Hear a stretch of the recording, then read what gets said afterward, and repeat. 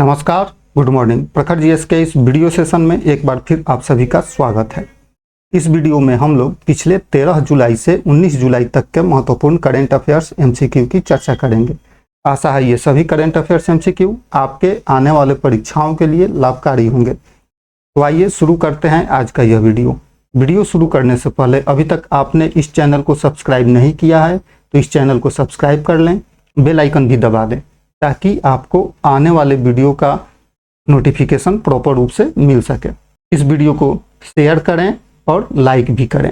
आप इस चैनल के ऑफिशियल टेलीग्राम चैनल प्रखर जीएस ऑफिशियल को सब्सक्राइब करें, ज्वाइन कर लें, क्योंकि जनवरी से लेकर आधे अगस्त तक का जो करेंट अफेयर्स इस चैनल पर कराया गया है, कंपाइलेशन का पीडीएफ वहाँ पे छोड़ा जाएगा, जो कि आपके आने वाले परीक्षाओं में लाभकारी होगा। पहला क्वेश्चन है, हाल ही में भारत के मराठा सैन्य परिदृश्य के 12 किलों को सम्मिलित रूप से भारत का 44वां यूनेस्को विश्व धरोहर सूची घोषित किया गया। हाल ही में भारत के मराठा सैन्य परिदृश्य के 12 किलों को यूनेस्को विश्व धरोहर सूची में शामिल किया गया और यह भारत का 44वां यूनेस्को विश्व धरोहर होगा। इसमें 12 किले शामिल हैं। मराठाओं के 12 किलों को शामिल किया गया है। इसमें से इस 12 किले में से एक जिंजी किला है। तो जिंजी किला किस राज्य में है? सही उत्तर हो जाएगा ऑप्शन नंबर सी, तमिलनाडु राज्य में है। जिंजी किला तमिलनाडु राज्य में है। तो मराठा सैन्य परिदृश्य के जो 12 किले शामिल किए गए थे, उसमें से महाराष्ट्र और तमिलनाडु को किलों को मिलाकर 12 किला उसमें शामिल था। महाराष्ट्र के 11 किला और एक किला तमिलनाडु का था। वहीं एक किला जिंजी किला है जो कि इसमें शामिल किया गया है। 2025 में 44वें यूनेस्को विश्व धरोहर स्थल, जो भारत का 44वां यूनेस्को विश्व धरोहर स्थल शामिल किया गया है। ये महाराष्ट्र का मराठा सैन्य परिदृश्य के जो 12 किला हैं, उन 12 किला को 44वें यूनेस्को विश्व धरोहर स्थल के रूप में शामिल किया गया है। तो अभी तक भारत के जो 44 धरोहर इस यूनेस्को धरोहर स्थल में शामिल किए गए हैं, उसमें से 35 सांस्कृतिक स्थल हैं, 7 प्राकृतिक स्थल हैं, एक मिश्रित स्थल और एक नया जोड़ा गया है जो 44वां है। तो भारत के मराठा सैन्य परिदृश्य में महाराष्ट्र में 11 किला और तमिलनाडु में 1 किला है, जिसको सम्मिलित रूप से 44वें यूनेस्को विश्व धरोहर स्थल के रूप में घोषित किया गया है। तो महाराष्ट्र में जो किला है उसके नाम है रायगढ़ किला, राजगढ़ किला, प्रतापगढ़ किला, पन्हाला किला, शिवनेरी किला, लोहगढ़ किला, सालहेर किला, सिंधुगढ़ किला, सुवर्ण दुर्ग किला, विजय दुर्ग किला और खंडेरी किला, और एक ही किला है जिंजी किला जो कि तमिलनाडु राज्य में स्थित है। नेक्स्ट क्वेश्चन है, हाल ही में विंबलडन 2025 में पुरुष एकल का खिताब किसने जीता है? तो विंबलडन टेनिस टूर्नामेंट है।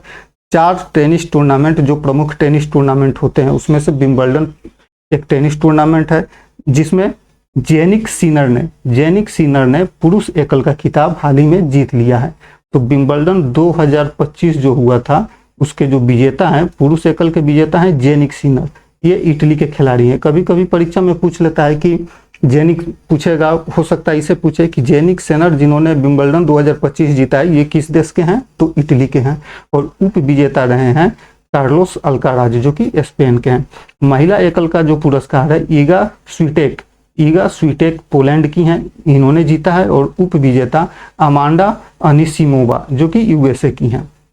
पुरुष युगल का खिताब जूलियन कैश और लायर्ड ग्लासपुल को यूके के हैं, इन्हें मिला है। महिला युगल का खिताब जीता है वेरोनिका कुदेरमेतोवा जो कि रूस की हैं, और एलिस मेर्टेस बेल्जियम की जोड़ी ने जीता है महिला युगल का खिताब। जबकि मिश्रित युगल में सेंडर बार्विक जो कि डच हैं और कैटेरिना सिनियाकोवा जो कि चेक रिपब्लिक की हैं। तो इन दोनों ने मिलकर मिश्रित युगल का खिताब जीता है। नेक्स्ट क्वेश्चन है, हाल ही में राष्ट्रीय शिक्षा आयोग अर्थात एनएमसी राष्ट्रीय शिक्षा आयोग के नए अध्यक्ष कौन नियुक्त किए गए हैं? तो सही उत्तर डॉक्टर अभिजात सेठ राष्ट्रीय शिक्षा आयोग अर्थात एनएमसी के नए अध्यक्ष नियुक्त किए हैं। केंद्र सरकार ने अभिजात सेठ को राष्ट्रीय चिकित्सा आयोग का नया अध्यक्ष नियुक्त किया गया है। राष्ट्रीय चिकित्सा आयोग भारत में चिकित्सा शिक्षा को विनियमित करने वाली सर्वोच्च निकाय है। नेक्स्ट क्वेश्चन है, हाल ही में राष्ट्रपति द्रौपदी मुर्मू ने राज्यसभा के लिए 4 व्यक्तियों को नामित किया। राष्ट्रपति द्वारा राज्यसभा के सदस्यों को नामित करना किस अनुच्छेद के अंतर्गत आता है? तो राष्ट्रपति ने राज्यसभा के लिए 4 व्यक्तियों को नामित किया है, अर्थात 4 सदस्यों की नियुक्ति राज्यसभा के लिए की गई है। राष्ट्रपति को अधिकार है कि 12 सदस्य राष्ट्रसभा के लिए राष्ट्रपति नॉमिनेट कर सकते हैं। तो उन 12 सदस्यों में से 4 सदस्य का नॉमिनेशन हुआ है। तो यह जो नॉमिनेशन हुआ है यह किस अनुच्छेद के अंतर्गत राष्ट्रपति को यह अधिकार होता है? तो सही उत्तर हो जाएगा ऑप्शन नंबर सी, अनुच्छेद 80। भारतीय संविधान के अनुच्छेद 80 के अनुसार राष्ट्रपति को अधिकार होता है कि वह राज्यसभा में 12 सदस्यों को नामित करे। तो राष्ट्रपति द्रौपदी मुर्मू ने 4 व्यक्तियों को संसद के उच्च सदन जो कि राज्यसभा होता है, राज्यसभा के लिए मनोनीत किया है। ये मनोनयन संविधान के अनुच्छेद 80 के तहत मंत्रिपरिषद की सलाह पर किए जाते हैं। तो भारतीय संविधान के अनुच्छेद 80(1)(a) के तहत ये 80(1)(a) के तहत ये नॉमिनेशन किए जाते हैं। तो यह अनुच्छेद जो है यह राष्ट्रपति को राज्यसभा में अधिकतम 12 सदस्यों को मनोनीत करने का अधिकार देता है जिन्होंने निम्नलिखित क्षेत्रों में विशेष योगदान दिया हो: कला, साहित्य, विज्ञान और सामाजिक सेवा। कला, साहित्य, विज्ञान और सामाजिक सेवा के क्षेत्र में विशेष योगदान देने वाले व्यक्तियों को, विशिष्ट व्यक्तियों को, ऐसे 12 सदस्यों को राष्ट्रपति राज्यसभा में नॉमिनेट कर सकते हैं। तो बाकी जो अनुच्छेद 61 होता है, राष्ट्रपति पर महाभियोग चलाने की प्रक्रिया अनुच्छेद 61 में है। अनुच्छेद 75 में है, प्रधानमंत्री की नियुक्ति राष्ट्रपति के द्वारा की जाती है और अन्य मंत्रियों की नियुक्ति प्रधानमंत्री की सलाह पर राष्ट्रपति के द्वारा की जाती है। जबकि अनुच्छेद 81 लोकसभा की संरचना और संगठन से संबंधित है।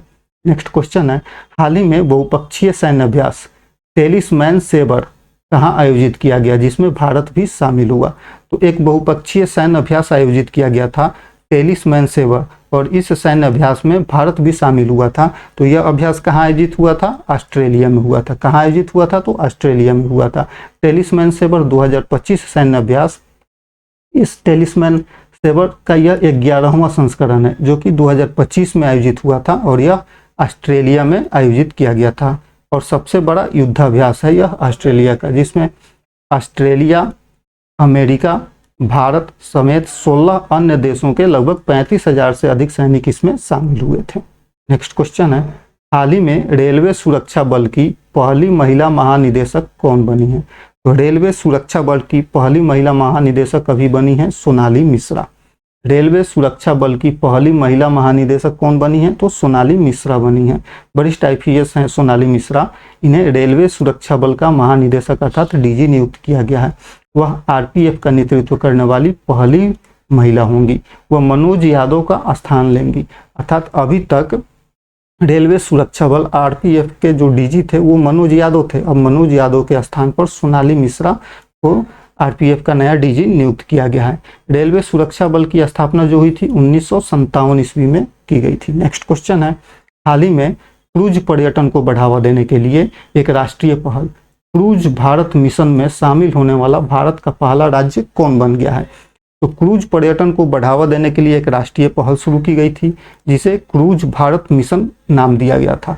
तो क्रूज भारत मिशन में शामिल होने वाला भारत का पहला राज्य गुजरात बना है। ऑप्शन नंबर डी सही, भारत का पहला राज्य बना है गुजरात, जो कि क्रूज पर्यटन को बढ़ावा देने के लिए एक राष्ट्रीय पहल क्रूज भारत मिशन में शामिल हुआ है। तो 2024 में क्रूज भारत मिशन की शुरुआत की गई थी जिसका लक्ष्य था 2029 तक भारत के समुद्री क्रूज यातायात को 10 गुना बढ़ाना। जब गुजरात इस क्रूज भारत मिशन में शामिल हुआ है तो गुजरात राज्य की जो तट रेखा है यह भारत में सबसे लंबी है। तो भारत में सबसे लंबी तट रेखा किस राज्य की है? गुजरात राज्य की है। और कितनी है? तो लगभग 2340 किलोमीटर। अभी भारत के तट रेखा की लंबाई को अपडेट किया गया है। पहले यह 16 गुजरात की जो तट रेखा थी 1600 किलोमीटर के आसपास थी, लेकिन अब यह 2340 किलोमीटर के आसपास हो गई है। नेक्स्ट क्वेश्चन है, हाल ही में चेहरा स्कैन करके राशन वितरण करने वाला पहला राज्य कौन बना है? तो सही उत्तर हिमाचल प्रदेश बना है। हिमाचल प्रदेश चेहरा स्कैन करके सार्वजनिक वितरण प्रणाली अर्थात पीडीएस के तहत राशन देने वाला पहला राज्य बन गया है। नेक्स्ट क्वेश्चन है, हाल ही में दुनिया की पहली पारंपरिक ज्ञान डिजिटल लाइब्रेरी किस देश ने शुरू की है?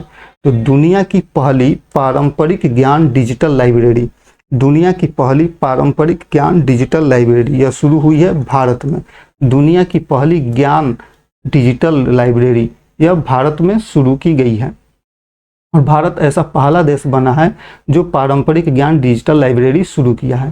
तो भारत का पारंपरिक ज्ञान डिजिटल लाइब्रेरी जो है अपनी तरह का पहला ऑनलाइन प्लेटफॉर्म है जो आयुर्वेद, यूनानी, सिद्ध सेवा और होम्योपैथी जैसे प्रणालियों से प्राचीन ज्ञान एकत्रित करता है और उसे संरक्षित करता है। इस महत्वपूर्ण कदम का उद्देश्य है आर्टिफिशियल इंटेलिजेंस जैसे आधुनिक डिजिटल उपकरणों का प्रयोग करके भारत की समृद्ध पारंपरिक चिकित्सा प्रणाली को संरक्षण करना और उनका संवर्धन करना।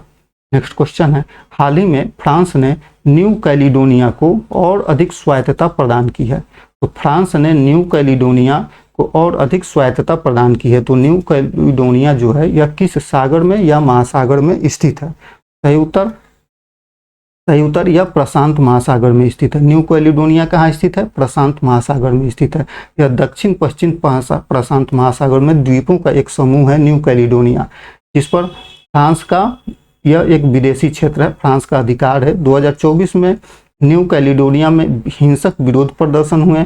उसके बाद फ्रांस और न्यू कैलिडोनिया में एक समझौता हुआ जिसका उद्देश्य था न्यू कैलिडोनिया को फ्रांसीसी गणराज्य के एक राज्य के रूप में मान्यता देकर शांति स्थापित करना। नेक्स्ट क्वेश्चन है, हाल ही में राष्ट्रपति द्रौपदी मुर्मू ने हरियाणा, गोवा के राज्यपाल और लद्दाख के नए लेफ्टिनेंट गवर्नर अर्थात उपराज्यपाल की नियुक्ति की घोषणा की है। तो यह जो नियुक्ति होती है राज्यपाल की, राष्ट्रपति के द्वारा राज्यपाल की जो नियुक्ति की जाती है यह संविधान के किस अनुच्छेद के द्वारा इन लोगों की राज्यपालों की नियुक्ति होती है? तो सही उत्तर ऑप्शन नंबर डी, अनुच्छेद 155 के द्वारा। अनुच्छेद 155 के द्वारा राष्ट्रपति राज्यों में राज्यपाल की नियुक्ति करते हैं। तो अनुच्छेद 155 राज्यपाल की नियुक्ति से संबंधित है, जो कि राष्ट्रपति राज्यपाल की नियुक्ति करते हैं और इसके लिए कोई अन्य दूसरा तरीका नहीं है, केवल राष्ट्रपति ही राज्यपाल की नियुक्ति कर सकते हैं। अनुच्छेद 153 कहता है कि प्रत्येक राज्य के लिए एक राज्यपाल होगा और एक ही व्यक्ति को 2 या 2 से अधिक राज्यपाल नियुक्त किया जा सकता है। 2 या 2 से अधिक राज्यों के लिए राज्यपाल नियुक्त किया जा सकता है। अनुच्छेद 157 कहता है कि राज्यपाल के रूप में नियुक्ति के लिए योग्यताएं निर्धारित हैं और वो योग्यता धारण करने वाले व्यक्ति को ही राष्ट्रपति, कुछ जो योग्यताएं निर्धारित हैं अनुच्छेद 157 के अनुसार, उन योग्यताओं को धारण करने वाला व्यक्ति ही राष्ट्रपति के द्वारा राज्यपाल नियुक्त हो सकता है। अनुच्छेद 156 कहता है कि भारतीय संविधान राज्यपाल के कार्यकाल से संबंधित है अनुच्छेद 156 और यह बताता है कि राज्यपाल राष्ट्रपति की इच्छा तक अपने पद पर बना रहेगा। तो राष्ट्रपति ने राज्यपालों की जो नियुक्ति की है तो लद्दाख का जो लेफ्टिनेंट गवर्नर बनाया गया है कविंदर गुप्ता को बनाया गया है। लद्दाख के लेफ्टिनेंट गवर्नर कविंदर गुप्ता बने हैं। हरियाणा के राज्यपाल बने हैं असीम कुमार घोष और गोवा के राज्यपाल बने हैं पुष्पति अशोक गजपति राजू। नेक्स्ट क्वेश्चन है, हाल ही में भारत का पहला डिजिटल घुमंतू गांव किस राज्य में खोला गया है? तो ऑप्शन नंबर डी, सिक्किम राज्य में। भारत का पहला डिजिटल घुमंतू गांव सिक्किम राज्य में खोला गया है। सिक्किम के पाक्योंग जिले में एक याकटेन गांव है। सिक्किम के पाक्योंग जिले में याकटेन गांव है जिसे 15 जुलाई 2025 को भारत के पहले डिजिटल घुमंतू गांव के रूप में लॉन्च किया गया। तो किस राज्य में पहला डिजिटल घुमंतू गांव खोला गया है? सिक्किम में खोला गया है। गांव का नाम क्या है? याकटेन गांव। यह इस विशेष पहल का जो उद्देश्य है यह दूर दराज के कामगारों को एक शांत हिमालयी परिवेश में आधुनिक सुविधाएं प्रदान करना और उनका समर्थन करना है। यह जो पाक्योंग जिला प्रशासन है और पाक्योंग जिला प्रशासन सर्वहितकारी नामक गैर सरकारी संगठन अर्थात एनजीओ, तो पाक्योंग जिला प्रशासन और सर्वहितकारी नामक एनजीओ के संयुक्त प्रयास से नोमैड सिक्किम नामक एक परियोजना शुरू की गई थी और इसी नोमैक सिक्किम नामक परियोजना के अंतर्गत याकटेन गांव को पहला डिजिटल घुमंतू गांव घोषित किया गया है। नेक्स्ट क्वेश्चन है, भारत का पहला एआई कैंपस बिट्स पिलानी के द्वारा खोला गया है और किस राज्य में खोलने की घोषणा की गई है? तो सही उत्तर हो जाएगा आंध्र प्रदेश में। भारत का पहला AI कैंपस बिट्स पिलानी खोलेगा, और किस राज्य में खोलेगा, तो आंध्र प्रदेश में खोलने की घोषणा की है। तो आंध्र प्रदेश ने घोषणा की है कि वह आंध्र प्रदेश के अमरावती में भारत का पहला AI कैंपस अपना बनाएगा। इस परियोजना की घोषणा बिट्स पिलानी के जो चांसलर हैं और आदित्य बिरला समूह के जो अध्यक्ष हैं कुमार मंगलम बिरला, तो आदित्य बिरला समूह के कुमार मंगलम बिरला जो कि बिट्स पिलानी के जो चांसलर हैं, उन्होंने घोषणा की है कि आंध्र प्रदेश के अमरावती में बिट्स पिलानी अपना पहला AI कैंपस खोलेगी। नेक्स्ट क्वेश्चन है, हाल ही में भारतीय सेना और यूनानी नौसेना को कहा जाता है हेलेनिक नेवी। हेलेनिक नेवी यूनानी नौसेना का नाम है। तो भारतीय नौसेना और यूनानी नौसेना ने एक अभ्यास किया है और उस अभ्यास का नाम है अभ्यास पासेक्स, एक्सरसाइज पासेक्स। भारत और यूनान के नौसेनाओं के बीच अभ्यास जो होता है उसका नाम है अभ्यास पासेक्स, और यह अभ्यास पासेक्स जो है अरब सागर में आयोजित किया गया है। कहाँ आयोजित किया गया है? अरब सागर में। अरब सागर में अभ्यास पासेक्स का आयोजित किया गया है मुंबई के पास। नेक्स्ट क्वेश्चन है, हाल ही में पेन पिंटर पुरस्कार 2025 किसे दिए जाने की घोषणा की गई है? तो पेन पिंटर पुरस्कार 2025 लीला अबुलेला को पेन पिंटर पुरस्कार 2025 दिए जाने की घोषणा की गई है। क्या नाम है? लीला अबुलेला को पेन पिंटर पुरस्कार 2025 दिया जाएगा। सूडानी स्कॉटिश लेखक हैं यह लीला अबुलेला। इन्हें 2025 के लिए पेन पिंटर पुरस्कार दिए जाने की घोषणा की गई है। इनका जो प्रमुख उपन्यास है उसका नाम देख लेते हैं, द ट्रांसलेटर की लेखक हैं लीला अबुलेला। मीना रेट की लेखक हैं लीला अबुलेला, और रिवर एस्पिडिट की लेखक हैं लीला अबुलेला। इन्हें पेन पिंटर पुरस्कार 2025 दिए जाने की घोषणा की गई है। पेन पिंटर पुरस्कार का नाम जो है यह प्रसिद्ध ब्रिटिश लेखक और नोबेल पुरस्कार विजेता हैरोल्ड पिंटर के नाम पर रखा गया है। यह पुरस्कार 2009 से हर साल दिया जाता है और वैसे लेखकों को दिया जाता है जो सत्ता के सामने सच बोलते हैं। पिछले साल अर्थात वर्ष 2024 में भारत की अरुंधति राय को पेन पिंटर पुरस्कार प्रदान किया गया था। तो पेन पिंटर पुरस्कार 2024 दिया गया था अरुंधति राय को, और 2025 देने की घोषणा हुई है लीला अबुलेला को, जो कि सूडानी स्कॉटिश लेखक हैं। नेक्स्ट क्वेश्चन है, दुनिया के सबसे उम्रदराज मैराथन धावक जो कि 114 साल के थे, तो 114 साल की उम्र में उनका निधन हो गया है। उन्हें पगड़ीधारी बवंडर भी कहा जाता था। तो इनका संबंध किस भारतीय राज्य से है? तो दुनिया के सबसे उम्रदराज धावक जो थे जिनका उम्र 114 साल हो गया था, उन्हें पगड़ीधारी बवंडर भी कहा जाता था। उनका संबंध है पंजाब राज्य से, वो पंजाब के थे।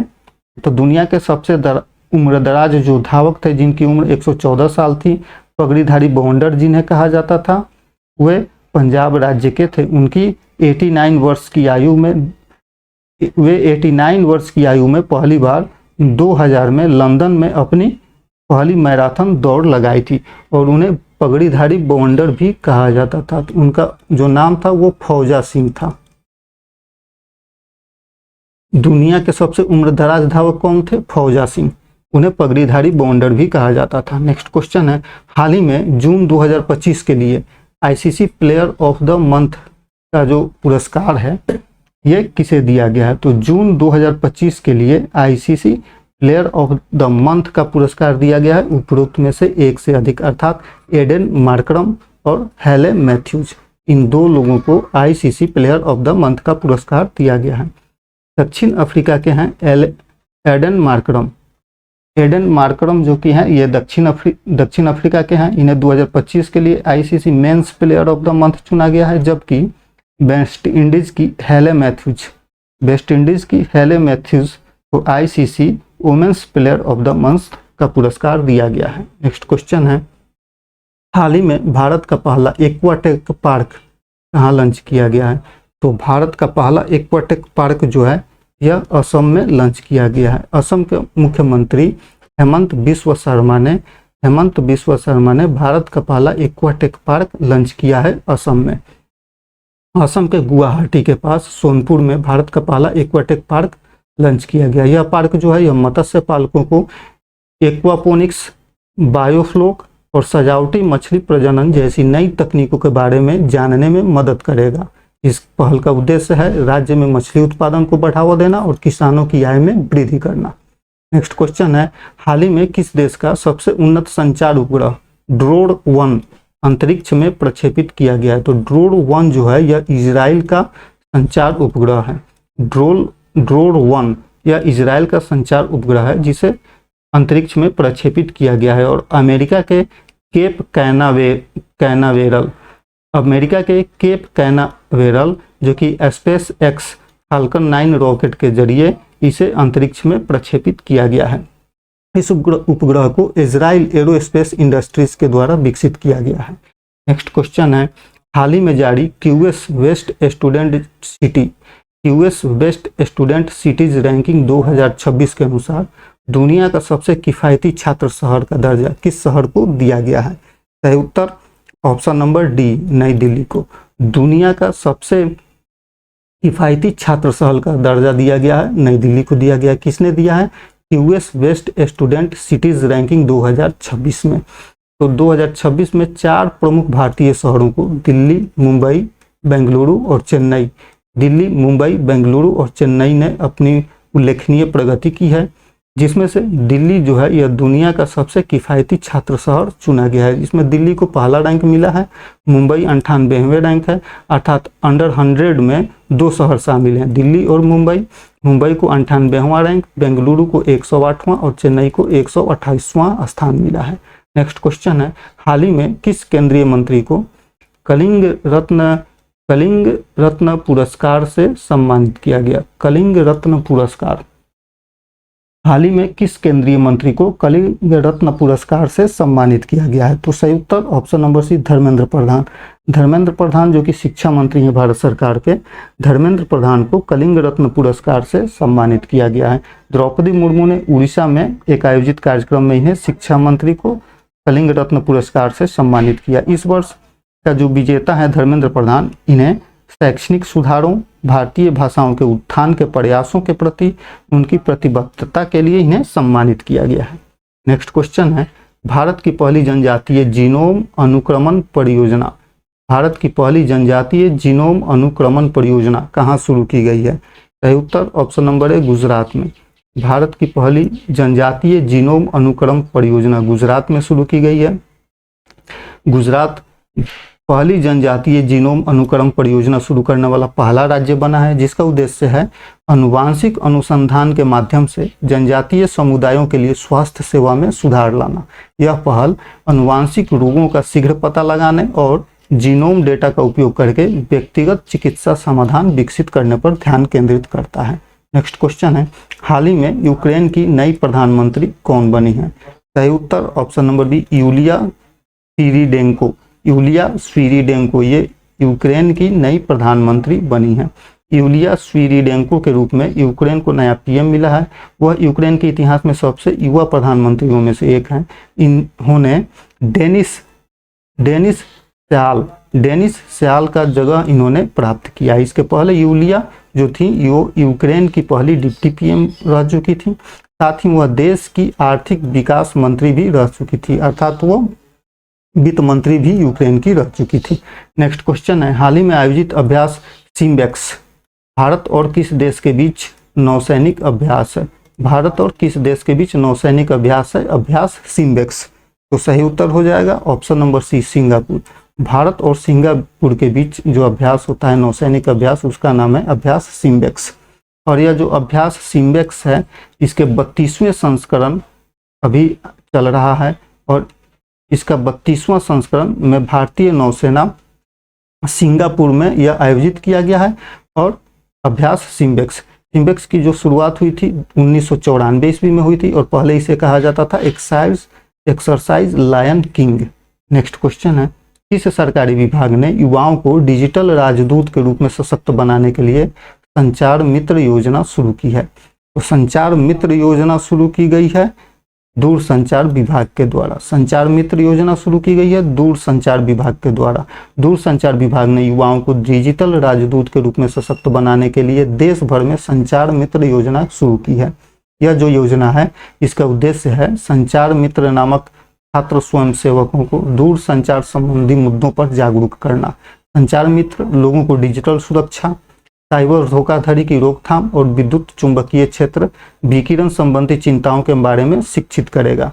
वे जिम्मेदारी से मोबाइल उपयोग और डिजिटल साक्षरता को बढ़ावा देंगे। यह योजना छात्रों को 5G, 6G, AI और साइबर सुरक्षा जैसी हाई टेलीकॉम टेक्नोलॉजी से परिचित कराएगा। तो दूरसंचार मंत्री अभी कौन है? ज्योतिरादित्य सिंधिया है। नेक्स्ट क्वेश्चन है, हाल ही में चर्चा में रहे पेट्रियट वायु रक्षा प्रणाली किस देश के द्वारा विकसित की गई है? पेट्रियट वायु रक्षा प्रणाली यह विकसित की गई है अमेरिका के द्वारा। अमेरिका के द्वारा यह विकसित की गई है। अमेरिका के राष्ट्रपति ने घोषणा किया है कि वाशिंगटन जो है मतलब अमेरिका बढ़ती रूसी आक्रमण का मुकाबला करने के लिए यूक्रेन को पेट्रियट वायु रक्षा प्रणाली भेजेगा। तो अमेरिका ने घोषणा किया है कि वायु रक्षा प्रणाली जिस पेट्रियट यह यूक्रेन को अमेरिका देगा अमेरिकी आक्रमण से सुरक्षा के लिए। पेट्रियट का अर्थ है phased array tracking radar for intercept on target. यह एक सर्व ऊंचाई, सर्व मौसम, सतह से हवा में मार करने वाली मिसाइल रक्षा प्रणाली है। यह अमेरिका के सेना के द्वारा उपयोग की जाती है और अमेरिका की सबसे उन्नत वायु रक्षा प्रणालियों में से एक है। नेक्स्ट क्वेश्चन है, मोहम्मद बुहारी का हाल ही में निधन हो गया है। वे किस देश के पूर्व राष्ट्रपति थे? तो मोहम्मद बुहारी नाइजीरिया के पूर्व राष्ट्रपति थे। नाइजीरिया की पूर्व राष्ट्रपति थे। उन्होंने एक सैन्य शासक और लोकतांत्रिक रूप में निर्वाचित राष्ट्रपति दोनों के रूप में कार्य किया था। नेक्स्ट क्वेश्चन है, किस राज्य सरकार ने भारत की पहली रोल ऑन रोल ऑफ फेरी सेवा शुरू की है? तो भारत की पहली रोल ऑन रोल ऑफ फेरी सेवा शुरू की गई है गोवा में। भारत की पहली रोल ऑन रोल ऑफ फेरी सेवा गोवा राज्य ने शुरू की है। गोवा राज्य ने मांडवी नदी पर भारत की पहली रोरो फेरी सेवा शुरू की है जो चेराव द्वीप को राजधानी पणजी से जोड़ेगा। यह सेवा जलमार्ग परिवहन को बढ़ावा देगा, यात्रा में का समय बचाएगा और स्थानीय लोगों और पर्यटकों के लिए आवागमन को सुगम बनाएगा। नेक्स्ट क्वेश्चन है, किस विदेशी विश्वविद्यालय ने हाल ही में भारत में अपना पहला परिसर स्थापित किया है?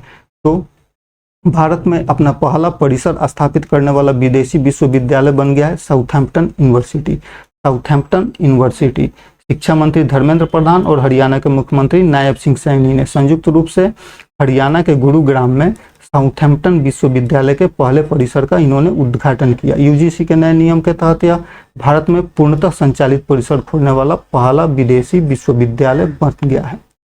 नेक्स्ट क्वेश्चन है, स्वच्छ सर्वेक्षण 2024-25 में किस शहर को भारत का सबसे बड़ा स्वच्छ शहर घोषित किया गया है? सही उत्तर option number D, Ahmedabad. Ahmedabad को सबसे बड़ा स्वच्छ शहर घोषित किया गया है। स्वच्छ भारत मिशन शहरी के अंतर्गत आवास एवं शहरी मामलों के मंत्रालय ने स्वच्छता सर्वेक्षण 2024-25 आयोजित किया, जिसमें अहमदाबाद को 10 लाख से अधिक आबादी वाले शहरों की श्रेणी में भारत का सबसे बड़ा स्वच्छ शहर घोषित किया। देश भर के शहरों के मूल्यांकन में अहमदाबाद ने पहला स्थान हासिल किया। स्वच्छता सर्वेक्षण 2024-25 के नतीजे को नई दिल्ली के विज्ञान भवन में घोषित किया गया था। स्वच्छता रैंकिंग में इंदौर 8वीं बार पहले स्थान पर रहा, जबकि सूरत दूसरे स्थान पर और नवी मुंबई तीसरे स्थान पर रहा। इन्हें इस स्वच्छता सर्वेक्षण में एक नई कैटेगरी घोषित की गई, सुपर स्वच्छ शहर की कैटेगरी, सुपर स्वच्छ शहर की कैटेगरी। और इस कैटेगरी के अंतर्गत इंदौर जो है भारत का सबसे स्वच्छ शहर इंदौर को घोषित किया गया है, जो कि 8वीं बार घोषित किया गया है। और इस सुपर स्वच्छ शहर की कैटेगरी को अगर हटा दिया जाता है तो 10 लाख से अधिक की आबादी वाले शहरों में अहमदाबाद को सबसे स्वच्छ शहर घोषित किया गया है। राष्ट्रीय स्वच्छता सर्वेक्षण 2024 में 10 लाख से अधिक आबादी वाले देश के 44 शहरों में पटना को 21वां स्थान मिला है और पटना पहली बार 3 स्टार मिला है पटना को। नेक्स्ट क्वेश्चन है, संयुक्त राष्ट्र मंडेला पुरस्कार 2025 से किसे सम्मानित किया गया है? तो संयुक्त राष्ट्र मंडेला पुरस्कार ब्रेंडा रेनॉल्ड्स और केनेडी ओडेडे, ब्रेंडा रेनॉल्ड्स और केनेडी ओडेडे इन दोनों लोगों को संयुक्त राष्ट्र मंडेला पुरस्कार 2025 से सम्मानित किया गया है, जो कि संयुक्त राष्ट्र के महासचिव एंटोनियो गुटेरेस ने नेल्सन मंडेला अंतर्राष्ट्रीय दिवस, जो कि 18 जुलाई को मनाया जाता है नेल्सन मंडेला अंतर्राष्ट्रीय दिवस। इस नेल्सन मंडेला अंतर्राष्ट्रीय दिवस के अवसर पर ब्रेंडा रेनॉल्ड्स और केनेडी ओडेडे को ये मंडेला पुरस्कार प्रदान किया। नेक्स्ट क्वेश्चन है, हाल ही में भारत निर्वाचन आयोग के द्वारा बिहार के लिए स्वीप आइकन के रूप में किसे नियुक्त किया गया है? तो सही उत्तर नीतू चंद्रा और क्रांति प्रकाश झा। नीतू चंद्रा और क्रांति प्रकाश झा दोनों, एक नीतू चंद्रा अभिनेत्री हैं और क्रांति प्रकाश झा अभिनेता हैं। इन दोनों लोगों को निर्वाचन आयोग के द्वारा, चुनाव आयोग के द्वारा बिहार के लिए स्वीप आइकन के रूप में नियुक्त किया गया है। बिहार निर्वाचन विभाग के द्वारा चर्चित अभिनेता क्रांति प्रकाश झा और प्रसिद्ध अभिनेत्री नीतू चंद्रा को राज्य स्तरीय आइकन के रूप में नामित किया गया है। बिहार में मतदाता सूची का विशेष गहन पुनरीक्षण अभी चल रहा है और इस वर्ष बिहार विधानसभा चुनाव भी होने वाला है और इसके लिए प्रचार करने के लिए, विज्ञापन करने के लिए ये नीतू चंद्रा और अभिनेता क्रांति प्रकाश झा को चुना गया है चुनाव आयोग के द्वारा। नेक्स्ट क्वेश्चन है, हाल ही में माइटोकॉन्ड्रियल डोनेशन ट्रीटमेंट के द्वारा विश्व के पहले बच्चे का सफलतापूर्वक जन्म कहाँ हुआ है? सही उत्तर option number A, United Kingdom में। हाल ही में यूनाइटेड किंगडम में माइटोकॉन्ड्रियल डोनेशन ट्रीटमेंट के द्वारा विश्व के पहले बच्चे का सफलतापूर्वक जन्म कराया गया है। यूनाइटेड किंगडम में माइटोकॉन्ड्रियल डोनेशन ट्रीटमेंट से विश्व के पहले बच्चे का सफलतापूर्वक जन्म हुआ है। यह एक नई IVF प्रणाली है जिसमें स्वस्थ महिला दाता के अंडे से ऊतक का उपयोग करके भ्रूण तैयार किया जाता है जो मां में मौजूद हानिकारक म्यूटेशन से मुक्त होता है। इस प्रक्रिया को माइटोकॉन्ड्रियल रिप्लेसमेंट थेरेपी भी कहा जाता है। माइटोकॉन्ड्रियल रिप्लेसमेंट थेरेपी कहा जाता है। इस तकनीक का उपयोग उन परिवारों के लिए किया जाता है जो माइटोकॉन्ड्रियल बीमारियों से पीड़ित हैं और जो आमतौर पर माँ से बच्चे में स्थानांतरित हो जाती है। तो माइटोकॉन्ड्रियल बीमारी माँ से बच्चे में स्थानांतरित हो जाती है। माइटोकॉन्ड्रियल बीमारियां जो होती हैं वो ऊर्जा की कमी के कारण ये बीमारियां हो जाती हैं, जैसे कि हृदय और यकृत विफलता, अंधापन, बहरापन, मधुमेह, कम जीवन प्रत्याशा आदि माइटोकॉन्ड्रियल बीमारियां हैं। माइटोकॉन्ड्रिया जो होता है यह कोशिका का पावर हाउस कहा जाता है। माइटोकॉन्ड्रिया को कोशिका का पावर हाउस कहा जाता है और पावर हाउस कहा जाता है अर्थात कोशिकाओं को माइटोकॉन्ड्रिया से ऊर्जा की प्राप्ति होती है और इसी ऊर्जा की कमी के कारण माइटोकॉन्ड्रियल बीमारियां होती हैं। धन्यवाद।